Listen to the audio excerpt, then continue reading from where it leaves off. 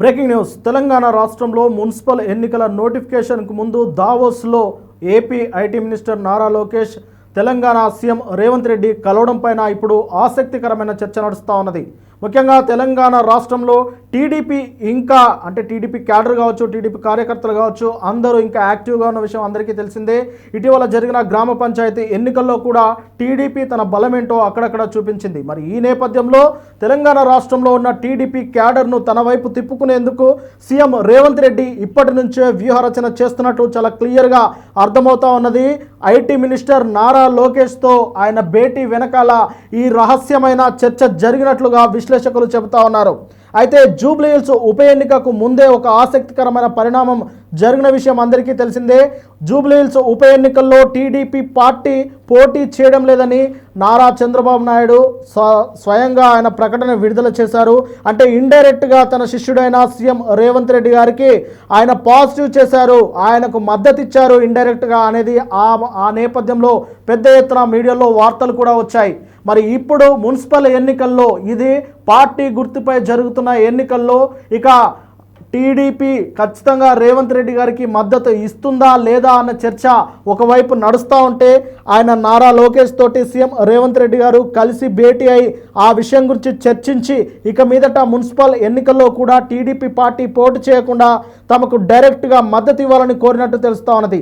అయితే సీఎం రేవంత్ రెడ్డి గారి మాటలపై స్పందించిన నారా లోకేష్ గారు పరోక్షంగా మద్దతు ఇస్తాం కానీ ప్రత్యక్షంగా ప్రకటించే అవకాశం లేదు, ఎందుకంటే ఆ ఎన్డీఏలో కూటమిగా ఉన్నందున అది సాధ్యపడదు, కాబట్టి మీకు పరోక్షంగా ఖచ్చితంగా నాన్న ఆశీస్సులు మీకు ఎప్పుడు ఉంటాయని చెప్పినట్లు కూడా కొంత బోగట్ట.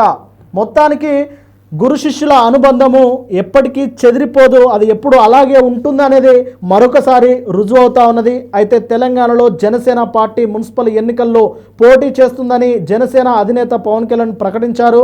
ఈ నేపథ్యంలో జనసేనతో పొత్తు అనేది, జనసేన టీడీపీ బీజేపీ పొత్తు అనేది అది ఏపీ రాష్ట్రానికి మాత్రమే పరిమితం. తెలంగాణ రాష్ట్రంలో కానీ మరే ఇతర రాష్ట్రాల్లో కానీ ఆ పొత్తు ఉండబోదు అనేది మరొకసారి రుజువు కాబోతుంది. ఇక టీడీపీ మున్సిపల్ ఎన్నికల్లో కూడా పోటీ చేయదు అనేది చాలా స్పష్టంగా అర్థమైపోతూ ఉన్నది తాజా సమాచారాన్ని బట్టి.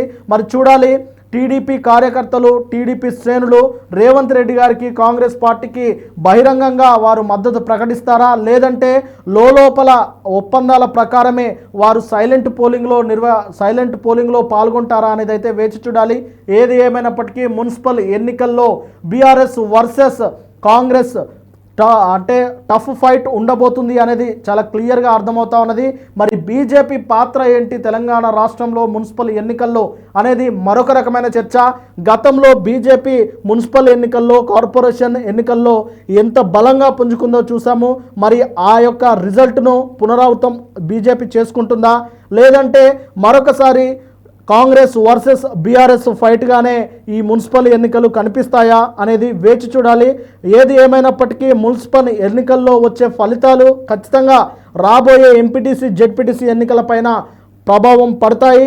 ఆ తర్వాత వచ్చే సార్వత్రిక ఎన్నికలు 2028లో జరిగే అసెంబ్లీ ఎన్నికలపైన కూడా ప్రభావం పడతాయని విశ్లేషకులు చెబుతా ఉన్నారు. ఇప్పటికే తెలంగాణ రాష్ట్రంలో మున్సిపల్ ఎన్నికల చర్చ నడుస్తూ ఉన్నది, రాజకీయ వేడి కూడా ఎక్కింది. కాబట్టి మున్సిపల్ ఎన్నికల్లో ఎలాగైనా కాంగ్రెస్ పార్టీనికి మించిన ఫలితాలను బీఆర్ఎస్ రాబట్టుకోవాలని చెప్పేసి బీఆర్ఎస్ శ్రేణులు, బీఆర్ఎస్ నేతలు తీవ్రంగా శ్రమిస్తూ ఉన్నారు. అదే మాదిరిగా తమ యొక్క బలాన్ని, అధికారంలో ఉన్నది కాంగ్రెస్ పార్టీ కాబట్టి ఎలాగైనా తమ తన అధికారాన్ని మరొకసారి బలపరుచుకోవాలని చెప్పేసి కాంగ్రెస్ కూడా తీవ్రంగా ప్రయత్నిస్తుంది. ఏది ఏమైనప్పటికీ మున్సిపల్ ఎన్నికల్లో ఏ పార్టీకి సంబంధించిన వ్యక్తులు గెలుస్తారు అనేది అయితే ఇప్పుడు ఆసక్తికరంగా మారింది. మరొక 2-3 రోజుల్లో మున్సిపల్ ఎన్నికలకు సంబంధించిన నోటిఫికేషన్ కూడా వచ్చే అవకాశం ఉంటుంది. కాబట్టి చూడాలి మరి తెలంగాణ రాజకీయ ముఖ చిత్రం ఎలా ఉండబోతుందో.